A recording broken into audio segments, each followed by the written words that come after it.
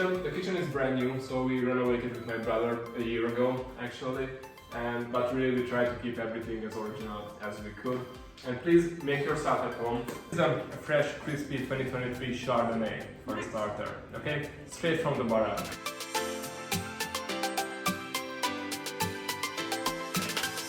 The fats, lard, pork fat, okay? Also you can smell it if you want. And we use lard instead of oil because it's so much more flavorful than like any processed oil. Is this pig fat? And actually this pig, I'm gonna show a picture how this pig looks. And what we can do is we can just give a nice cut to it and we can get rid of this one and then we can throw this part out. And then we're gonna halve the onion like also with a nice and easy cut here. And then I'm gonna share this one with you for now first.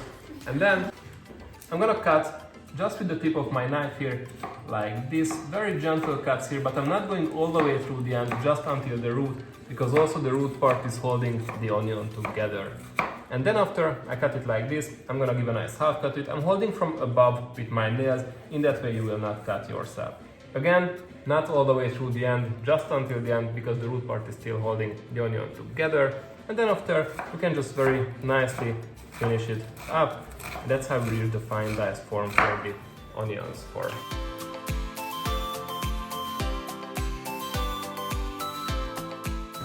You can just cut the tip off here.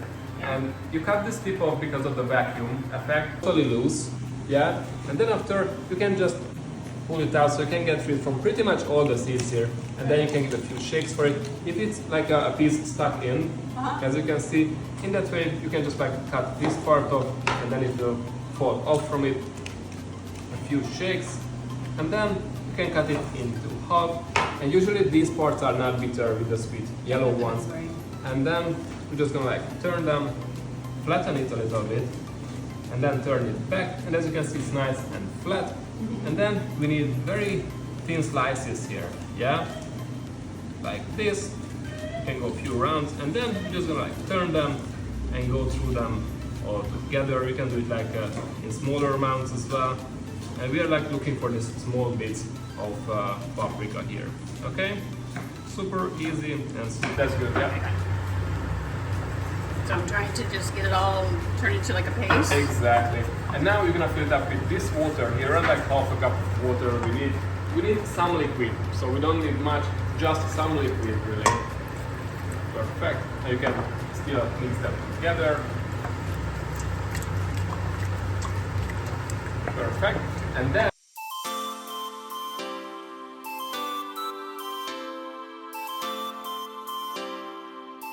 just like nice slices here, like one by one really. I don't even do the claw technique here. And then I'm just gonna like turn them and like 2 by 2. Just going very old school here, so I'm not like rushing anywhere with the tomatoes, because otherwise this technique would be squeezing the juice out occasionally if you don't have like a very decent knife.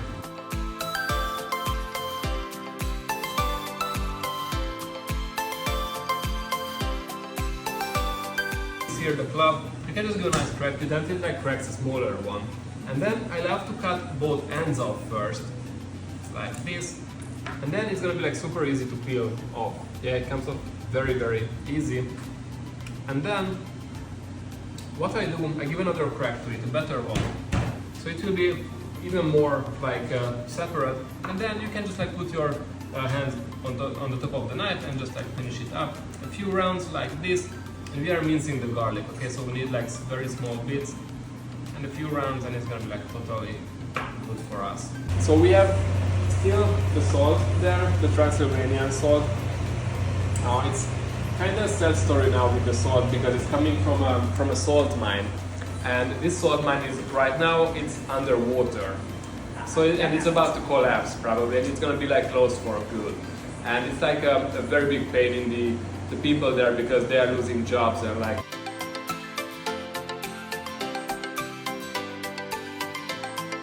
Now we're gonna let it cook for about like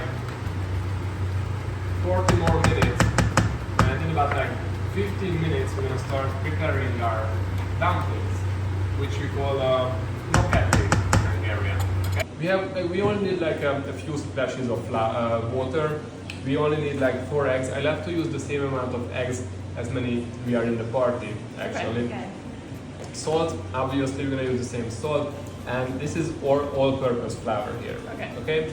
And what we're gonna do is we're gonna mix these 4 ingredients together, and we have to be very careful not to overmix the dough. Okay, because if you overmix the dough, that will make the dough very stretchy. Gluey. Yes, exactly. And here, if you have like this very stretchy dough, we wouldn't be able to use this tool, so we can't cut it into the boiling water. That's why we need like a kind of a tearable dough, right? So whenever you mix the dough, you have to be like a bit gentle on it, so not like whisk it or like folding it and like gently go into the dough. Okay?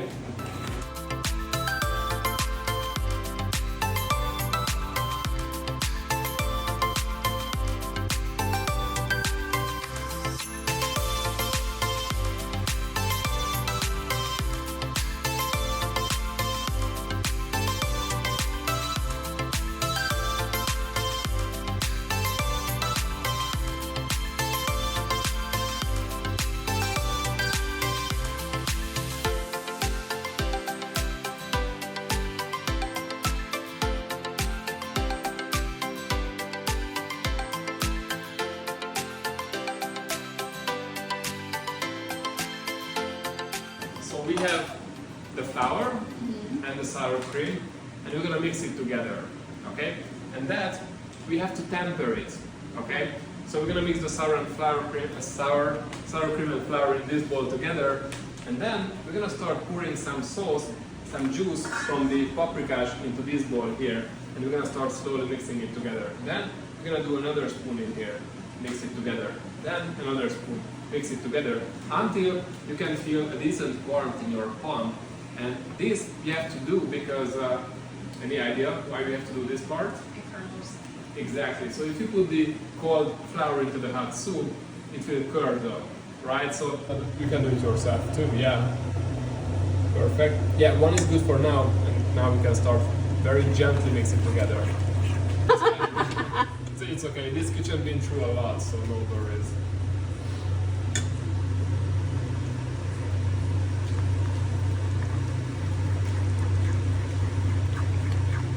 Now we are making the roux. Usually it's about like 8 to 10 spoons altogether, so.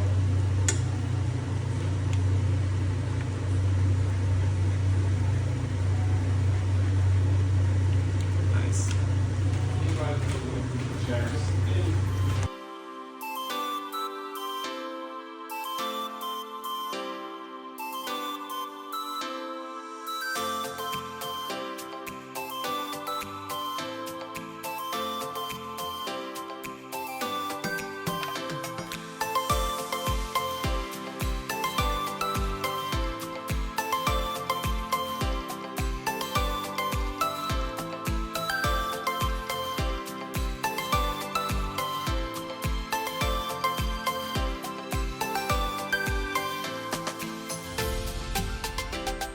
Not a homemade candy, but this is Hungary's most popular and most common candy.